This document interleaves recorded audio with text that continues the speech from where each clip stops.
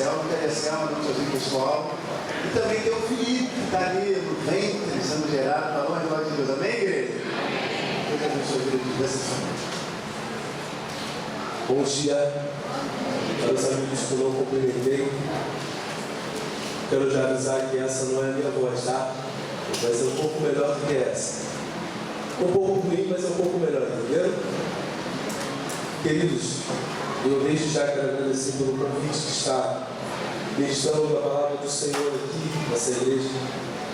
Igreja a qual há 9 anos atrás me recebeu de braços abertos. Me batizei nesse tanque aqui, pastor na época era o pastor Rodolfo Teles. E sinto muito grato a Deus de estar aqui mais uma vez. Nessa igreja eu me casei também e posso dizer a vocês que estou muito abençoado nessa igreja. Vejo alguns rostos diferentes, isso é muito bom, sinal que a igreja tem trabalhado e eu acho. Quantos amigos estão aqui hoje, pelo menos, visitando?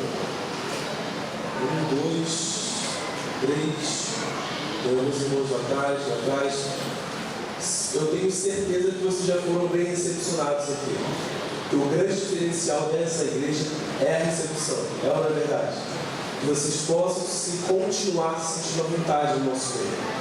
E que vocês, ao saírem daqui, sintam aquele gostinho de quero mais. Nós nos reunimos aqui aos domingos também, e também às quartas-feiras, a partir das 19h30. Ok?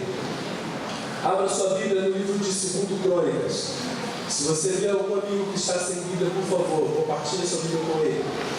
Livro de 2 Crônicas, no capítulo 29, nós vamos ler a partir do versículo 10.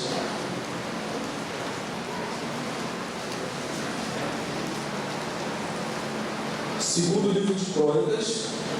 Crônicas fica logo após o livro de Reis. Primeiro Crônicas, segundo Crônicas. Capítulo 29, versículo 10. Amém? Vamos ler assim. Agora estou o quê?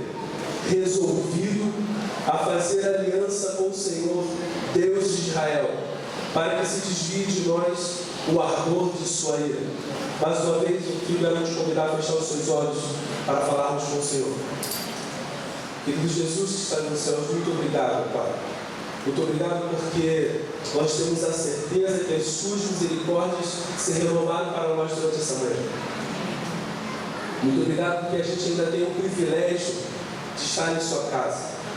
Ó Espírito Santo, nosso Consolador, nosso batizador, presença simples, porém necessária, esteja aqui agora, conforte os nossos corações, que possamos sair daqui transformados e reavivados em nome de Jesus. Amém. O livro de 2 Crônicas começa, no capítulo 29, começa a contar a história de Ezequias.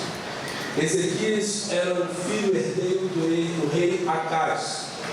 Ezequias tinha assumido um reino totalmente falido, um reino sem exército, um reino sem dinheiro, um reino sem espiritualidade, um reino sem família e um reino sem confiança. Ezequias tinha assistido desde pequeno, quando seu pai assumiu o reinado de Judá, algumas coisas ruins que o pai dele tinha feito. Isso porque se a gente voltar lá atrás, nós vamos ver a história de Acaz. Vamos ver que Acaz foi um homem que fez bastante coisa errada. Pensem em um homem que fez coisa errada. Esse foi Acaz. Só para vocês terem uma ideia. Acaz fez tantas coisas erradas que ele não foi digno de ser sepultado nos cemitérios dos reis.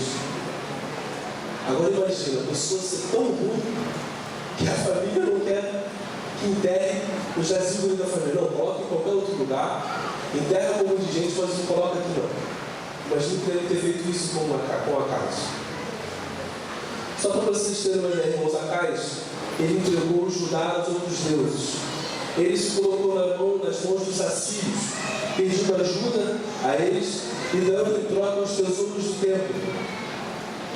Templo esse que tinha sido edificado para o Deus de Israel. Acas importou os deuses dos assírios, com o pensamento de que, se os deuses dos assírios estavam ajudando tanto eles a ganhar as guerras, talvez esses deuses também os ajudariam a ganhar essas guerras. Com isso tudo acontecendo, com tanta coisa acontecendo de errado, quem que vem crescendo olhando isso tudo? Ezequias. Só que, quando Ezequias se tornou rei, ele começou a fazer algo diferente. Vamos ler no capítulo 29 mesmo, o versículo 2 e 3. Diz assim, fez ele, caso Ezequias, o que era reto perante o Senhor, segundo tudo que fizera Davi, seu pai. No primeiro ano, no primeiro mês do seu reinado, ele fez o quê? Abriu as portas da casa do Senhor e as reparou.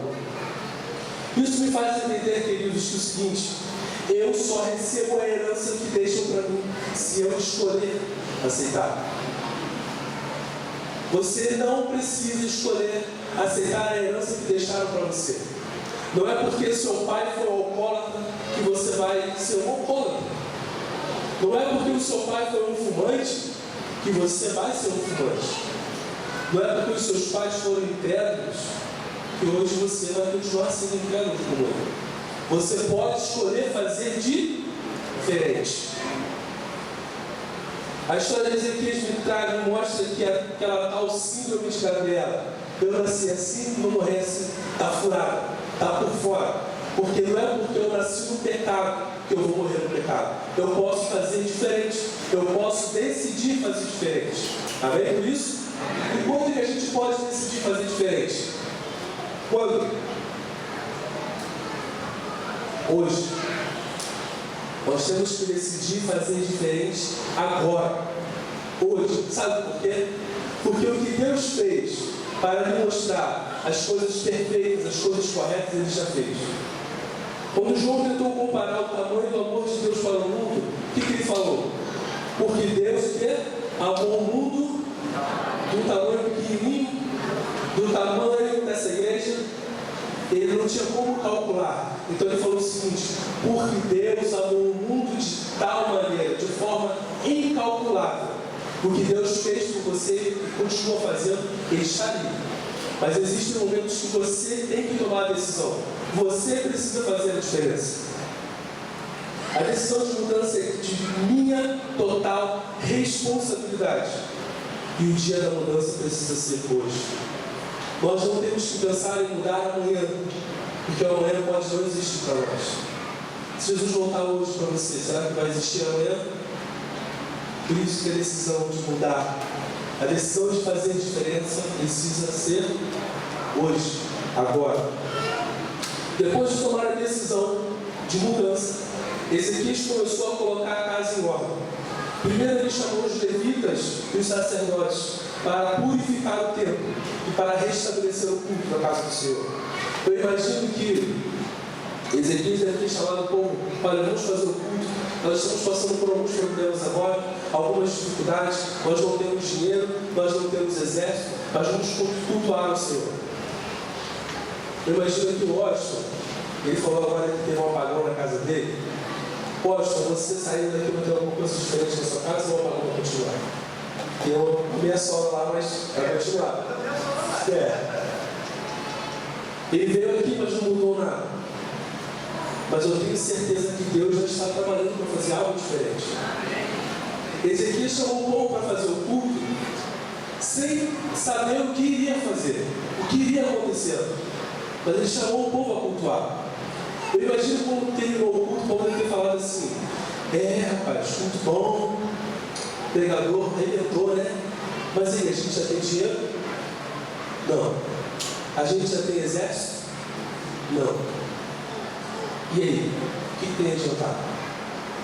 O que Ezequias queria colocar na mente dos irmãos daquela época era o seguinte: ele colocou na cabeça dos queridos naquele versículo bíblico, lá no livro de Mateus, capítulo 6, versículo 33, que é muito conhecido nosso. Diz o seguinte: buscai primeiro o reino de Deus e a sua justiça, e as outras coisas serão acrescentadas. Ezequias precisava de um exército? Não precisava. Mas se ele cultuasse ao Senhor e servisse o Senhor é o Senhor dos exércitos. Ezequias precisava de dinheiro, não precisava? Mas se ele buscasse ao Senhor e cultuasse ao Senhor, o Senhor é dono do ouro e da... Queridos, nós temos que tomar muito cuidado. Cuidado com as demandas do nosso dia a dia. A gente acha muitas vezes que precisa de tanta coisa para fazer, de tanta coisa para conseguir, e muitas das vezes esquecemos do principal, que é buscar a Deus em todas as nossas deixá-lo. Ezequias precisava de dinheiro, ele buscou o Senhor. Precisava de um exército e buscou o Senhor. E você? Nós fizemos uma oração linda aqui agora, de pedido.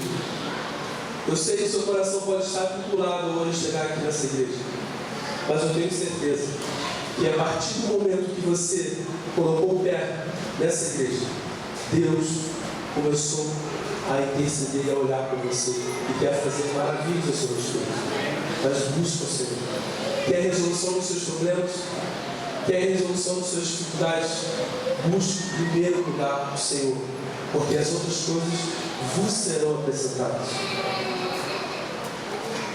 Ezequias convidou o povo, logo depois, para celebrar a Páscoa. Isso fez com que o povo, mesmo vivendo em uma situação ruim, uma situação de dificuldade, lembrasse do que Deus fez no passado.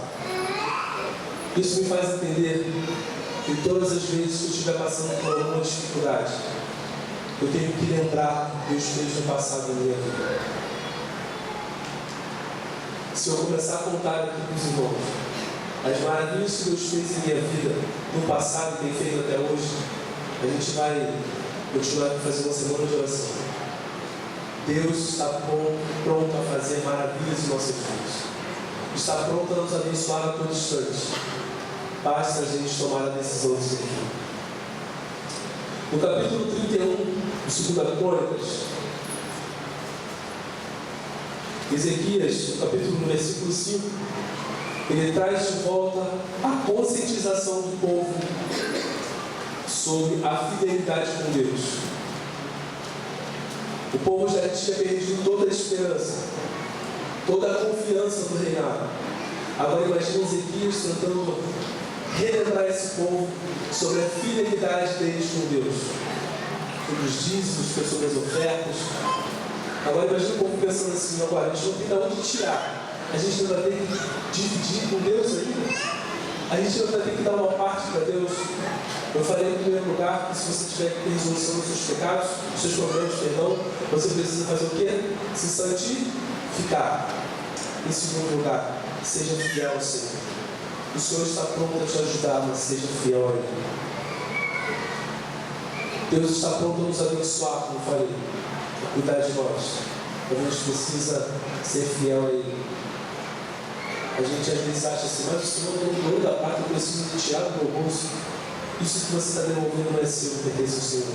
Porque Ele te deu saúde para trabalhar o mês inteiro, então você precisa retribuir a bênção que Deus está te dando. No capítulo 32, nós vamos ver que depois de tudo isso que Ezequias fez, ele purificou o templo, restabeleceu o culto na casa do Senhor, convidou o povo a celebrar a Páscoa, lembrando de tudo que Deus fez no passado, lembrou o povo a ser fiel ao Senhor. Depois de tudo isso, acontece alguma coisa bem estranha. Capítulo 32, versículo 1 diz assim: depois destas coisas e desta fidelidade veio quem? Quem veio? Senaqueribe, rei da Síria, entrou em Judá, acampou-se contra as cidades fortificadas e tentou apoderar-se delas. Depois de tudo isso que o cara fez, depois de se entregar ao Senhor, vem mais um problema. Aí você pensa comigo assim: Estevão, olha só, eu estou indo para a igreja, todos os cultos, você anunciou ali os cultos de sábado, domingo, quarta-feira, eu tenho vindo aqui, eu tenho sido fiel ao Senhor, com o Senhor nos dízimos das ofertas, mas os problemas não passam. Eu continuo passando por dificuldades. Lembre-se, Deus nunca prometeu que nesse mundo você não passaria por dificuldades. mas Ele prometeu que em meio do vale da sombra da morte, Ele estaria do seu lado. Mesmo passando por dificuldades, Deus está pronto a te ajudar, está pronto a viver contigo, está ao seu lado e te fortalecer nos caminhos dele. No versículo 5, do capítulo 32, Ezequias faz algo interessante. Apesar do rei da Síria ter chegado cheio de autoridade, falou mal do rei, e ainda enviou cartas ao povo falando que o Deus de Ezequias não livraria o povo de Judá das mãos dele. Ezequias, no capítulo 32 do livro de 2 Crônicas, no versículo 5, diz o seguinte: Ezequias cobrou ânimo, restaurou todo o muro quebrado e sobre ele ergueu torres. Levantou também outro muro por fora, fortificou a mil na cidade de Davi e fez armas e escudos em abundância. Pôs oficiais de guerra sobre o povo, reuniu-os na praça da porta da cidade e lhes falou ao coração, dizendo: sede fortes e corajosos, não temais, nem vos assusteis, porque por causa do rei da Síria, nem por causa de toda a multidão que com ele está. Porque quantos há conosco? Há um conosco, maior do que o que está com ele. Com ele está o braço de carne, mas conosco o Senhor nosso Deus, para nos ajudar e para guerrear as nossas guerras. Amém? Está passando por dificuldade? Está passando por aperto? Inimigos podem te cercar, meu irmão. Inimigos podem até tentar destruir a sua vida. Mas a certeza que eu e você devemos ter é que eles podem até ser fortes, porém mais fortes somos nós, porque ao nosso lado está o Senhor, Rei dos Exércitos, Deus dos Exércitos, dono do ouro e da prata. Deus que está a todos os instantes querendo nos abençoar, mas basta a gente decidir viver ao lado dele. Amém? No versículo 20 do capítulo 32, Ezequias toma uma atitude. Ele chama o profeta Isaías. E o profeta Isaías, filho de Amós, se juntou com Ezequias e eles fizeram uma oração. Isso me mostra que eu e você temos que nos cercar de pessoas que têm o mesmo ideal que o nosso. Não adianta a gente se cercar de pessoas que não têm a mesma ideologia que a nossa. De que adianta você ter um problema e ficar lá com uma pessoa que fala para você assim: olha, não adianta você continuar indo para a igreja não, porque não está adiantando nada, querido. Corra atrás aí, ó, mete a cara, não é? Mete a cara, se vira. Tem um monte, né, Washington? Orar a Deus, por que orar? Ezequias fez diferente. Ele se juntou com uma pessoa com o mesmo ideal que dele e orou, se fortificou no Senhor, e o resultado veio rápido, veio de forma rápida. Se nós lermos o versículo 21, capítulo 32, diz o seguinte: então o Senhor enviou quantos anjos? Quantos? Um anjo que desceu do céu e destruiu os homens valentes, os chefes e os príncipes do arraial do rei da Síria. E este, com o rosto coberto de vergonha, voltou para a sua terra, tendo ele entrado na casa do seu Deus. Os seus próprios filhos ali o mataram a espada. Deus enviou apenas um anjo e matou só os valentes. E você pensa assim: Senhor, um anjo para matar um monte de valentes, então o problema, meio anjo já resolve, não é? Se um anjo matou um monte de gente, só os valentes, meio anjo para o meu e para o seu problema já vai resolver. É uma verdade. O interessante é que os medrosos voltaram para a terra deles. Inclusive, quem foi que voltou? O rei da Síria. Será que ele? No versículo 23 do capítulo 32, a gente vai ver algo interessante mais ainda. Muitos traziam presentes a Jerusalém ao Senhor e coisas preciosíssimas a Ezequias, rei de Judá, de modo que depois disso tudo foi enaltecido à vista de todas as nações. Mas Estevão, você está falando isso tudo aí, eu queria que você me explicasse. O problema que você está passando hoje, muitas das vezes, é o canal que Deus usa para que você venha enxergá-lo como o único e verdadeiro Salvador de sua vida. E Deus não quer que apenas a sua casa enxergue o milagre que Ele está fazendo, mas Ele quer que outras pessoas venham reconhecê-lo como o único e verdadeiro Salvador através da sua vida. Eu não sei o que está passando na sua vida, o que está passando no seu coração. Eu não sei qual foi a sua expectativa ao chegar aqui hoje na casa do Senhor. Eu não sei como você saiu de casa hoje. Deus sabe. Só Deus sabe. Ele está pronto a mudar completamente a sua vida, de forma sobrenatural. Mas para isso, você precisa tomar uma decisão. Apenas uma decisão. O primeiro passo tem que ser seu. Decisão de viver ao lado do Senhor. De se entregar a Ele. Não adianta você falar assim, mas eu vou à igreja. Ok. Mas você já se entregou a Ele? Ou você tem vindo aqui e tem aprendido apenas desculpe a palavra, todos os cacoetes da igreja, os cultos? Ou você tem vindo aqui para falar assim, Senhor, eu estou aqui para me entregar, para abrir meu coração a Ti. E eu tenho certeza que, apesar de estar muitos problemas na minha vida, a partir do momento que eu me dedicar a Ti, o Senhor vai tomar conta dos meus problemas da minha vida. Há um tempo atrás, eu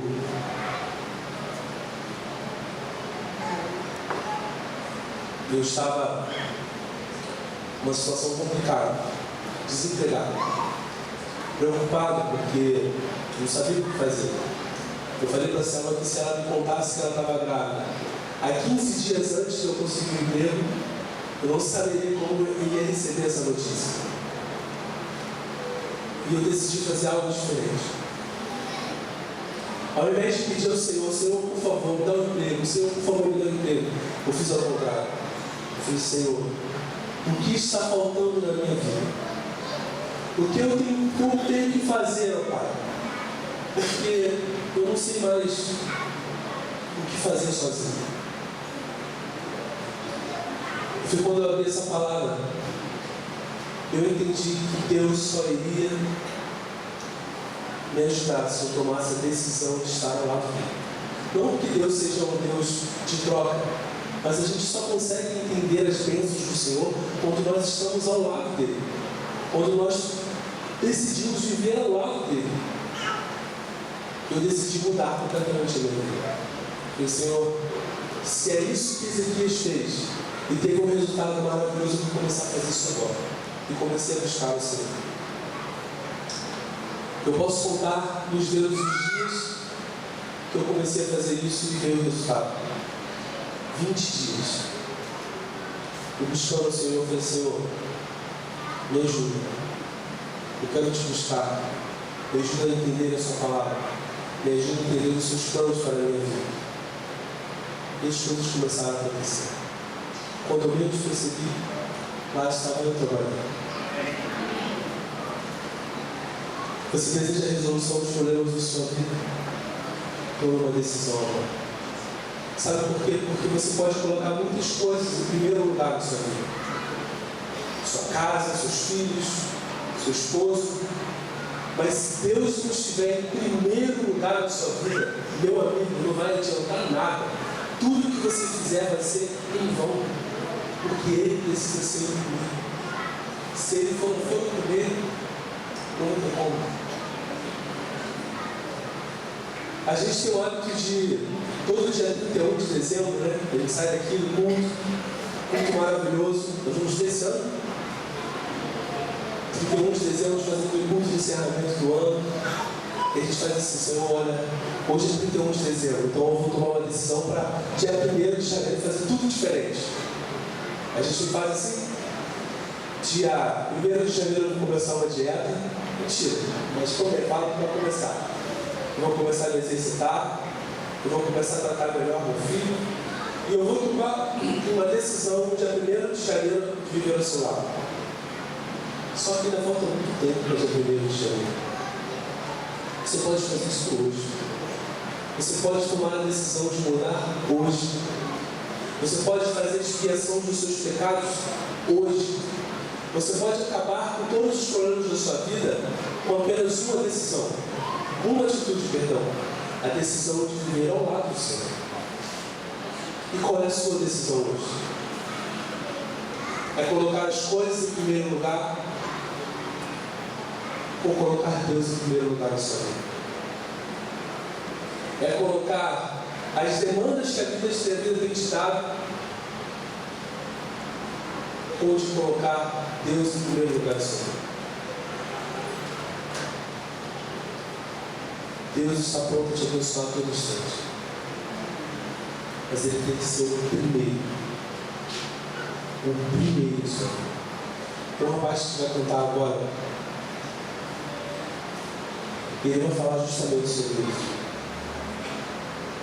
Se Ele não for o primeiro, se Cristo não for o primeiro na sua vida, não vai adiantar nada. Enquanto o Tiago estiver cantando, eu quero te fazer um convite. Eu quero te convidar a vir aqui à frente e falar assim: Senhor, até agora eu tenho vivido uma vida totalmente diferente do que o Senhor quer para mim. Mas eu quero decidir agora ter o Senhor em primeiro lugar na minha vida. Eu quero mudança, Senhor, mas na minha vida primeiro. Eu quero fazer diferente. Eu estou dando agora aqui o meu primeiro passo.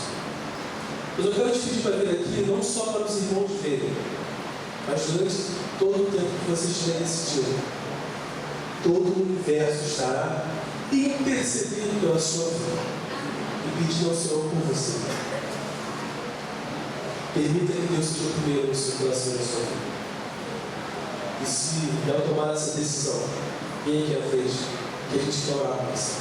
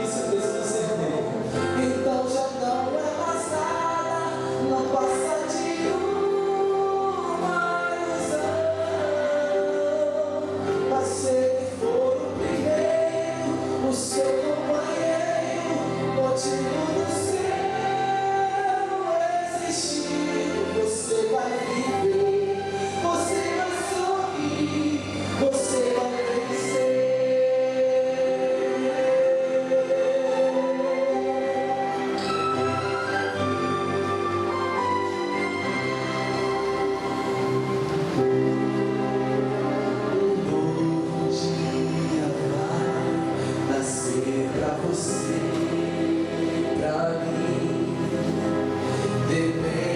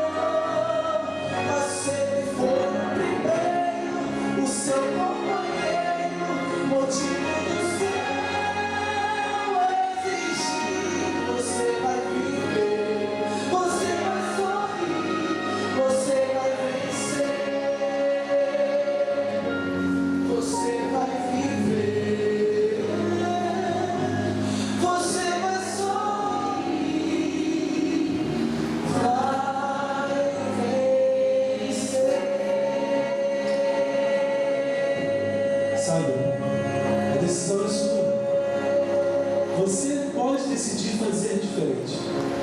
Essas pessoas que estão aqui à frente, elas estão aqui porque elas tomaram o primeiro passo, que foi de se entregar ao Senhor.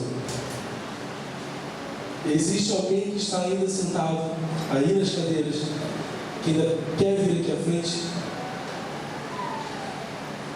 Há 3 semanas atrás, foi nós duas, eu e a Selma, a gente foi fazer um exame no nosso, para saber como é que está o nosso bebê. E a gente descobriu que ele está com um probleminha no coração. Uma das válvulas dele está com um problema no coração. Mas sabe, a médica pediu 3 semanas para a gente voltar lá para ver como é que vai ficar o problema. Quando a gente estava ali assistindo tudo, eu falei assim: Senhor, o Senhor primeiro na minha vida. E não vai ser esse problema que vai me afastar de Ti. Muito pelo contrário, eu vou me fortificar no Senhor.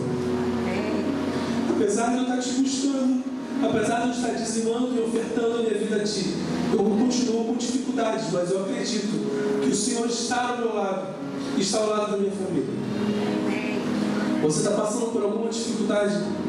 Você quer vir aqui à frente? Você quer pedir ao Senhor? Fala: Senhor, eu quero que o Senhor seja amém, o primeiro na minha vida. Cristo quer mudar a sua vida, mas para isso ele precisa ser o primeiro no seu coração, porque senão não vai adiantar nada. Tem mais alguém? Esse é o momento de decisão. Eu sei que ninguém aqui se converteu no mesmo dia, ninguém fez a mudança no mesmo dia, mas você tem a chance de mudar. Talvez hoje seja a sua última chance. Se entregue ao Senhor. Você ainda existe chance de mudar completamente a sua vida. Tem mais alguém? Nós vamos orar. E enquanto a gente estiver orando, se você decidir vir, pode vir. Eu acredito que Deus quer mudar completamente a sua vida. Louvado seja o nome do Senhor por vocês terem tomado essa decisão. Eu tenho certeza que não foi em vão essa decisão que vocês tomaram. Que Deus possa continuar com isso na vida de vocês. Vamos orar. Obrigado, Pai. Obrigado porque a todo instante nós temos o Senhor ao nosso lado. Obrigado porque a gente tenha ainda a chance de tomar decisões contigo. Muito obrigado, Pai, porque mesmo passando por problemas, passando por dificuldades, nós temos confiança em Ti, que o Senhor vai resolver os nossos problemas junto conosco. Ó Senhor, esteja com essas pessoas que estão aqui que tomaram a decisão de fazer diferente, de colocar o Senhor em primeiro lugar na vida delas. Esteja abençoando elas, ó Pai querido. E que essa decisão não seja uma decisão em vão. Assim que eles venham, Pai querido, entender que só em Ti existe esperança de vida eterna. Ó Senhor, nos prepare a cada dia para o dia da sua volta. Nós sabemos que está próximo, Senhor, de tanta coisa ruim, Pai. Nos prepare. E que a cada dia a gente venha nos humilhar e decidir viver sempre a sua obra. Esteja, Pai querido, com os líderes dessa igreja. Esteja com o pastor dessa igreja. Conhece cada coração, Pai, então, por favor, que eles continuem trabalhando na Tua obra, trabalhando em prol da pregação do Evangelho. Seja com cada membro, com cada coração. Mais uma vez eu te peço, para essas pessoas que tomaram a decisão de vir aqui à frente hoje.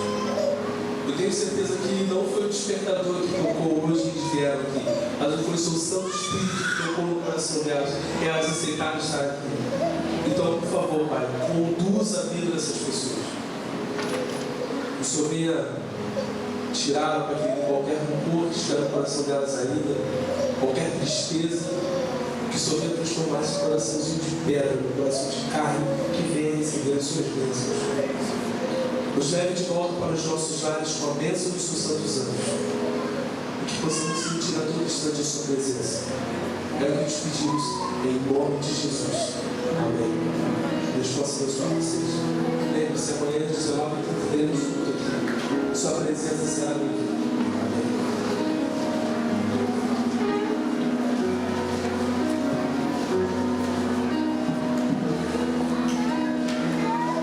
Está deixando o Ministério do Louvor.